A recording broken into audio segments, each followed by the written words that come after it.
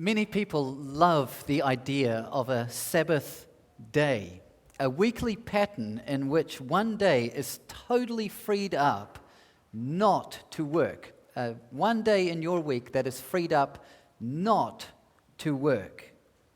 Few of us might be surprised, however, to learn that this Sabbath pattern is actually God's kind gift to us. This pattern of one day off in a week is actually God's kind gift to us, whether we go to church or not. From the very beginning, God personally knitted this one day off pattern into the fabric of creation by way of example. The book of Genesis says, on the seventh day, God finished his work that he had done, and he rested on the seventh day from all his work that he had done. So God blessed the seventh day and made it holy, because on it God rested from all his work that he had done in creation. Yet, knowing that humanity would be quick to abuse or neglect this Sabbath pattern, God took it upon himself to enshrine this in the moral law or in the 10 Commandments. Specifically, it is the fourth commandment which gives us a day off where we step away from all our regular work and from all the jobs around the house in order to rest and worship God. As the command says, 6 days you shall labor and do all your work, but the seventh day is a Sabbath to the Lord your God. We also see this Sabbath pattern continue in the New Testament, in the earliest church communities and the majority testimony of the Christian church over 2,000 years. So much so that our confession of faith now affirms the following: it is a law of our natural earthly life that some appropriate amount of time be set aside for the worship of God. In his word, he has similarly commanded all men in every age to keep one day in 7 holy unto him as a Sabbath. So I don't think that many Christians have a problem affirming a pattern of Sabbath pattern in their lives. Our problem with keeping a Sabbath tends to come from questions like, how do we keep a Sabbath? Our question is not whether we should keep a Sabbath. Our questions tend to be, how do we keep a Sabbath? We boil down to questions like, what is appropriate and inappropriate activities for our Sabbath day? What are we allowed and not allowed to do on our Sabbath day? These tends to be the questions that preoccupies the Christian church. And these aren't always easy questions to answer. I'll admit that up front. Many years ago, I pastored among a farming community which exposed me to godly, generous, passionate, hard-working farmers who had to miss a few Sabbaths during calving season. They had to attend to their distressed animals during calving season, and that meant they missed out on a few Sabbaths. Would we call that disobedience to God's command to keep Sabbath? And then there are others among us who grew up with a very different teaching on the Sabbath, teaching that reduced the Christian Sabbath to a bonus Saturday, an extra day on the weekend to deal with the overflow of birthday parties and competitive sports. Would we call this disobedience to God's command to keep a Sabbath? So the question of how to keep a Sabbath continues to be of great interest to the Christian church.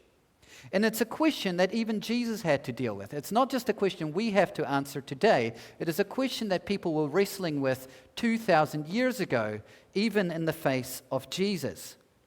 In his day, the principle of Sabbath keeping was very well established, but the practice of Sabbath keeping had become rather rigid and forcefully regulated by the religious leaders. So in Jesus' day, there was the principle of keeping the Sabbath, but the practice of it had become barnacled and rather forcefully regulated. Our text shows two examples of this rigid and forcefully regulated Sabbath pattern. One example is that of religious leaders who criticize Jesus for making a snack on a Sabbath. They're having a go at Jesus for making a snack on a Sabbath. And the other is that of religious leaders who became enraged that Jesus provided medical care to a person on a Sabbath. They're mad that Jesus would have a snack. They're mad that Jesus would provide some medical care. Everyone's mad at Jesus for somehow breaking the Sabbath. Religious leaders in Jesus' day were known as Pharisees, and they were well known for policing the Sabbath day with a heavy hand. If you knew anything about the Pharisees in Jesus' day, it's that they loved to police the Sabbath day with a heavy hand. It was something of a specialty of theirs to point out and criticize people for anything, for absolutely anything that looked like a violation of the Sabbath pattern. Even Jesus wasn't spared from their criticism. We pick this up in verses 1 to 2. On a Sabbath, while he was going through the grain fields, his disciples plucked and ate some heads of grain, rubbing them in their hands. But some of the Pharisees said, "Why are you doing what is not lawful to do on the Sabbath?" Why are you doing what is not lawful to do on the Sabbath? Now, most of us don't live in areas or suburbs where we're walking through a grain field on our way to church on a Sunday. But we once lived in a town where there was a fig tree overhanging the footpath. On our Sunday walks, we would sometimes pick some of these figs. If the Pharisees had been there, if we were living in the days of the Pharisees and they saw us plucking figs on a Sunday, they would have jumped out from behind the bushes and said exactly this: "Why are you doing? Why are you doing what you're not allowed to do on the Sabbath? Why are you doing this?" It would have been a very stern accusation from them. And the scary thing is, they were probably very well intentioned. The Pharisees were probably very well intentioned. They wanted to observe the Sabbath with all diligence, and they wanted other people to observe the Sabbath with all diligence, which meant not doing any work of any kind on the Sabbath. And picking food, whether a fig or a handful of grain, was considered work by the Pharisees. Rubbing the grains together in your hand was considered work by the Pharisees. And then eating those kernels would have been considered the work of preparing food on the Sabbath. In fact, the Pharisees managed to codify all kinds of prohibitions against work on the Sabbath. For instance, one ancient Jewish rulebook specified the minutest of details of what would be considered work on a Sabbath day. They specified all kinds of details like weaving two threads or separating two threads, tying or untying a knot would have been considered work on the Sabbath. They were getting down to the brass tacks about what it means to work and not work on a Sabbath. The same rule book that they followed, of course, forbid the work of harvesting or picking some grain, or threshing, that is, food preparation, on the Sabbath. And these were the rules that they were accusing Jesus of breaking. Jesus, our rule book says that you can't harvest on the Sabbath. Jesus, our rule book says that you can't thresh out these grains on a Sabbath, and you're doing both. And we have a problem with you doing both. But it does beg the question, doesn't it? Is picking a few heads of grain for a snack on a Sabbath the same as bringing in the combine harvester on the Sabbath? Is it really fair to say, Jesus, you're guilty of harvesting when he's just grabbing a handful of grains, not bringing in the combine harvester? Is getting a handful of kernels out of their shell on a Sabbath the same as grinding out commercial quantities of wheat on a Sabbath? Is it really the same thing? Is that really what the law intended to specify that is forbidden on the Sabbath? You know, any reasonable person would understand that these two things are not the same. Plucking a few grains for a snack is not the same as going in with the sickle and harvesting an entire field. They're just not the same. Getting a few kernels out of their shell is not the same as starting up the machinery and packing commercial quantities for profit. In fact, the snack that Jesus' disciples took may actually have been quite needful for weary, tired, and hungry disciples. Whereas harvesting a grain field for commercial profit belongs in another category altogether. And that's the lesson in Jesus' answer. This is what I'm getting at. This is the lesson in Jesus' answer. The Sabbath pattern of rest from ordinary work leaves room for duties of necessity. The Sabbath pattern of rest from ordinary work leaves room for duties of necessity, like eating. Look at his answer in verses 3 through to 4. And Jesus answered them, "Have you not read what David did when he was hungry? He and those who were with him, how he entered the house of God and took and ate the bread of the presence, which is not lawful for any but the priest to eat, and also gave it to those with him?" In this, Jesus was jogging the memory of the religious leaders. He was just taking them back to the Bible. You guys that project yourselves as experts at Bible, let's go back to Bible to answer our question. And he took them back to the Bible, a time and the example of King David, who was hungry. He was very hungry, and he had some soldiers with him, and he went and he asked for some bread, some very religiously symbolic bread from a priest. And it's bread that David knew wasn't his for the taking. He knew that this bread was reserved for the priest. It wasn't for the soldiers, and it wasn't even for the king, though he was the king. That bread didn't belong to him. But, according to the Bible, the priest, the religious leader of that day, did no wrong when he gave bread to King David. To spice Jesus' example up all the more, there was a tradition amongst the Pharisees that says that David actually received this bread on a Sabbath. It's just a tradition, it's not in the scriptures, but it is a tradition that the Pharisees held to, that David received this bread on a Sabbath.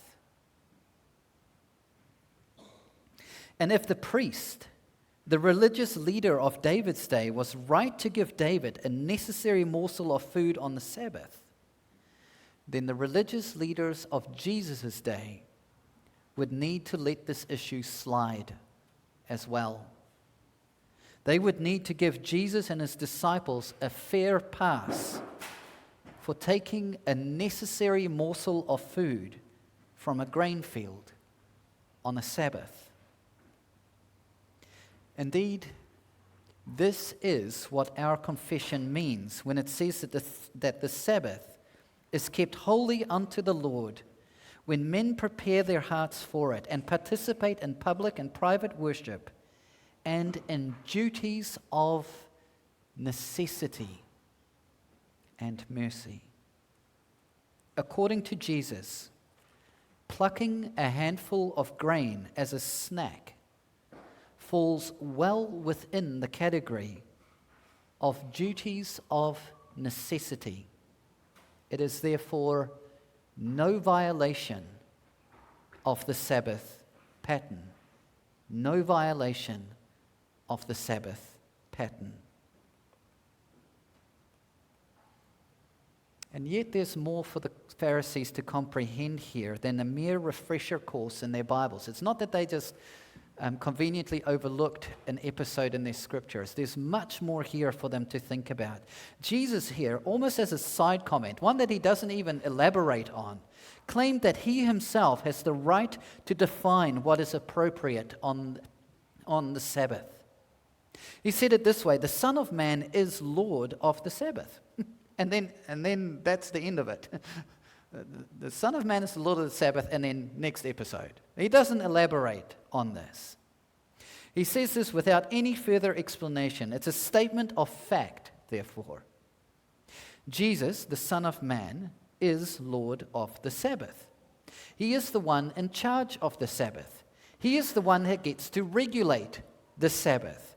And this is really the fundamental issue for the Pharisees. Jesus finds himself under no pressure or obligation to be subjected to the scrutiny of the Pharisees. No, it's the other way around. They were the ones that are subject to his scrutiny. He is the Lord of the Sabbath. They must answer to him for how they treat the Sabbath. They must give an answer for their heavy-handed policing of the Sabbath, which turned the Sabbath into an enormously anxious burden for God's people and obscured any sense of relief for God's people on the Sabbath. And you can imagine that, couldn't you? If you had effectively religious policemen watching you every Sunday, did you walk too far? Did you untie a knot? What did you have for a snack? It's just anxiety-inducing to be thinking yourself under that kind of pressure on a Sunday. And that obliterated the entire meaning of rest and worship unto the Lord. Keeping Sabbath, then, as our confession says, leaves room for duties of necessity, but also for duties of mercy. Duties of necessity and duties of mercy. And this is the second corrective Jesus will teach the Pharisees, who policed the Sabbath with a very heavy hand. See, in their minds, unless there was a life-threatening emergency, unless it's a life or death situation, providing medical care was forbidden on the Sabbath in their minds, right? Unless you're dying, you ain't getting anything. I'm not even bringing out a plaster for you. If it's not life and death, you get nothing. Look, by way of illustration, many years ago I was in Jerusalem on a Sabbath, and I saw some Orthodox Jews aggressively chasing an ambulance. Like they were just chasing it, aggressively, shouting at the ambulance, because they were protesting that ambulance work was a violation of their Sabbath. They were outraged that anybody would receive medical care on a Sabbath. It's ludicrous, isn't it? We find a more ancient version of this in our text. There was a moment in time where these super Orthodox Pharisees were hawkishly watching Jesus one Sabbath to see if he'd provide some kind of medical care to a man with a withered hand. Let's pick this up in verses 6 to 7. On another Sabbath, Jesus entered the synagogue and was teaching. And a man was there whose right hand was withered. And the scribes and the Pharisees watched Jesus to see whether he would heal on the Sabbath, so that they might find a reason to accuse him. That's just crazy, to be turning up at church knowing that there's people that are the only reason they're there is to find a problem with you. That's the only reason the Pharisees are there with Jesus. What are you going to do wrong today, Jesus? What thing can we accuse you for today, Jesus? And that's not a great reason to be going to church, I'll just mention. The scene here is very much like a crime drama. You have these Pharisees, these Sabbath policemen, spying on Jesus, trying to catch him in the act. And then Jesus just makes their job very easy for them. He knows what's going on. He knows that all eyes are on him, trying to find fault with him. And he says, well, okay, if this is the game we're playing today, let's just play it all the way. Look at verses 8 to 10. But Jesus knew their thoughts, and he said to the man with the withered hand, "Come and stand here." And that man rose and he stood there, and Jesus said to them, all these inquisitive eyes, "I ask you, is it lawful to do good or to do harm?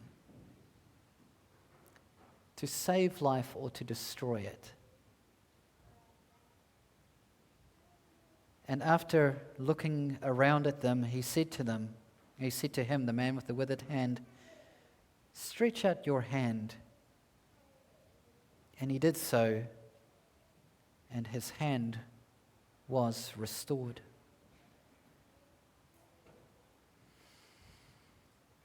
Now here's the thing. The Pharisees thought they had a legitimate complaint to make. They have a legitimate charge to bring against Jesus. Attending to this man's withered hand could have been done on any other weekday. It wasn't life-threatening. It wasn't life and death. Jesus, you really could do this on some other day. You don't have to do this on the Sabbath. So it's the perfect opportunity for the Pharisees to catch Jesus doing something demonstrably unlawful according to their rule book on the Sabbath. But Jesus had a very public lesson to teach them.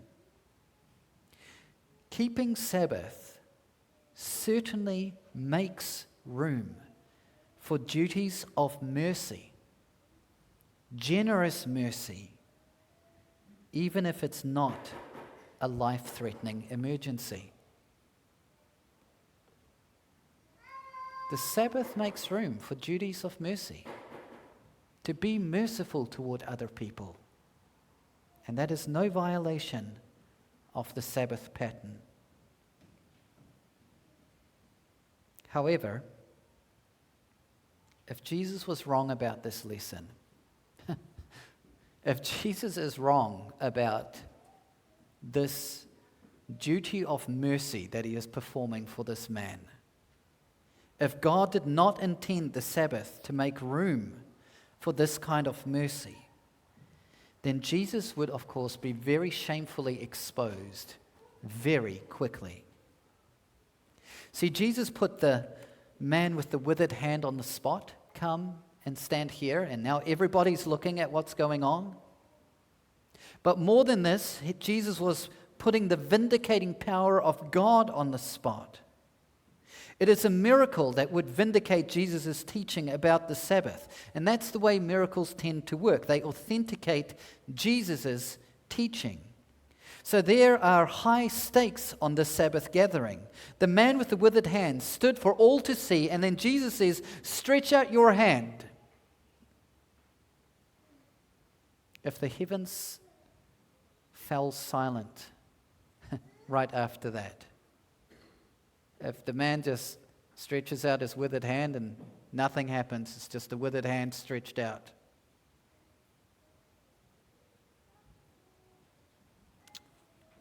this would have left Jesus quite red-faced, I would say, quite embarrassed, quite wrong about his Sabbath teaching. But the text says that the man's hand was restored. The Pharisees could therefore not denounce Jesus. They could no longer accuse Jesus as being this lawless Sabbath breaker, this ungodly Sabbath breaker, this traveling rabbi who was leading God's people astray about what it means to observe the Sabbath day. The miracle authenticated what Jesus was saying about the Sabbath, that there is room there for mercy, even when it means showing mercy when it's not a life-threatening situation. This, of course, left the Pharisees rather red-faced.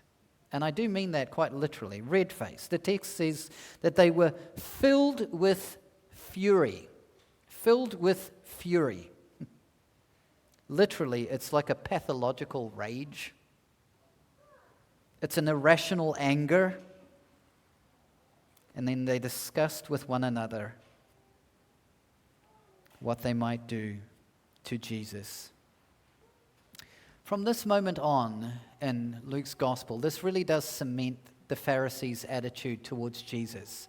They had lots of questions for him in the chapters leading up to this point.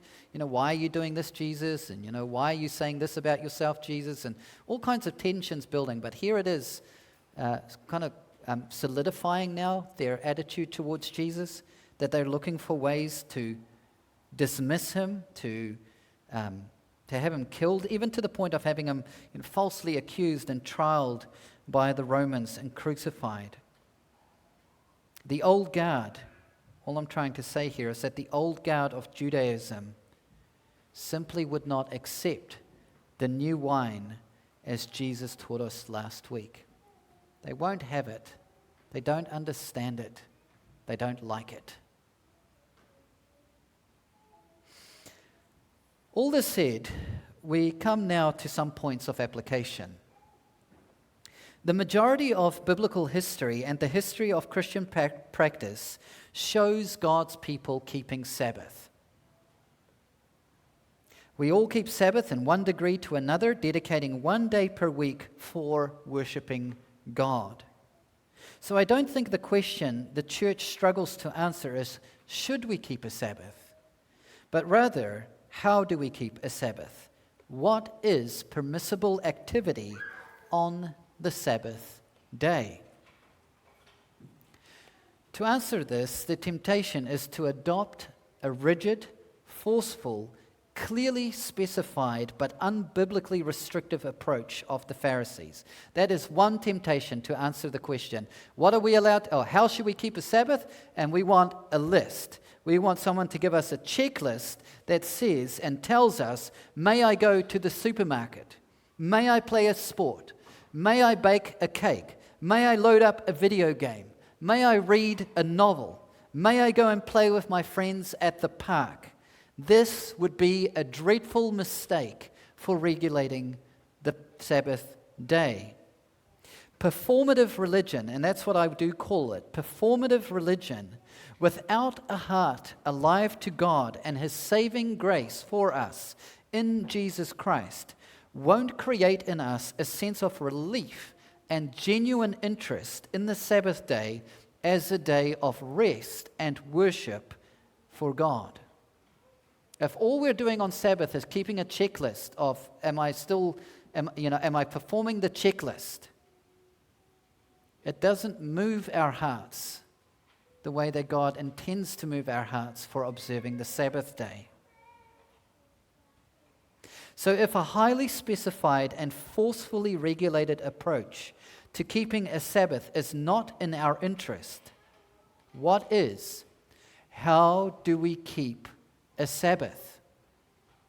How do we do this? For this, I do find our confession to be enormously helpful. I do find our confession enormously helpful in steering us towards Sabbath observance.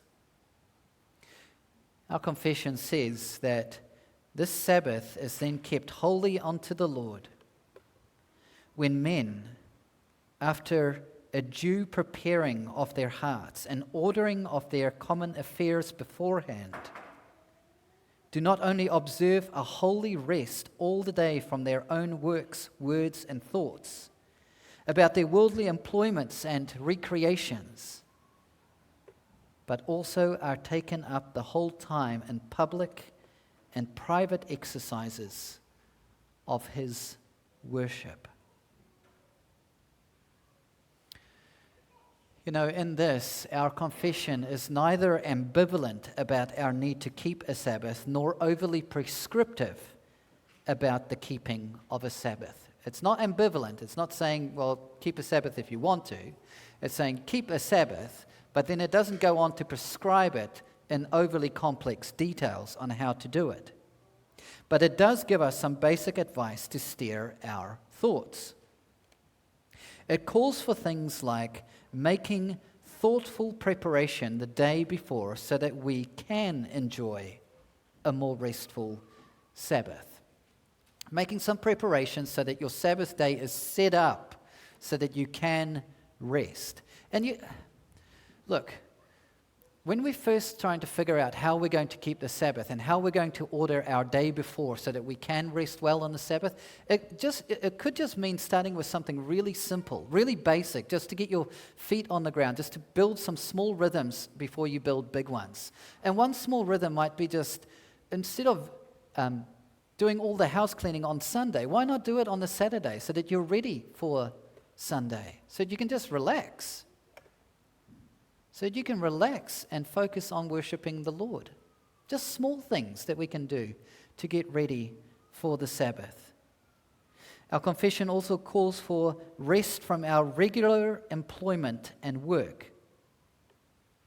And I think we all know, we would all know, any of us who have worked a job, that we ignore this to our own detriment. When we do those massive 7-day weeks, back to back, it's no good for us, is it? It's just no good. We suffer, our families suffer, our own spiritual health suffers. So our confession is a help to us here to say, rest. Rest from your regular work. And it also calls for participation in worship with the church, what it calls public worship. Public worship. These are not heavy-handed requests. The confession is not heavy-handed with us here. These suggestions, these requests, these guide rails, they free us, they steer us toward an opportunity to meet with God and to rest in His gospel promises. So I don't have a very detailed answer to give you about how to keep a Sabbath. I don't have a list of rules for you to follow beyond the basics that I have just mentioned to you. Beyond the basics that I've just mentioned to you. I just don't have a long set of rules for you to follow. But I will say this. Keeping Sabbath sets a distinct pattern for Christian life. Imagine if you could stretch all your weeks end to end and watch and like draw them out as a line. You would see the 7-day pattern just built into it if you're keeping Sabbath. Moments where you rested. Regular day in the week where you put your tools down. Where you focused on the Lord. These puncture marks of keeping Sabbath, of resting from our ordinary labors, days for renewal, days for bringing our wandering hearts back to God among God's people. This is the intent of the Sabbath. As it has been said long ago, if you turn back your foot from the Sabbath, from doing your pleasure on my holy day, and call the Sabbath a delight, and the holy day of the Lord honorable. If you honor it, not going your own ways, or seeking your own pleasure, or talking idly, then you shall take delight in the Lord, and I will make you ride on the heights of the earth. This is the word of the Lord. Let's pray.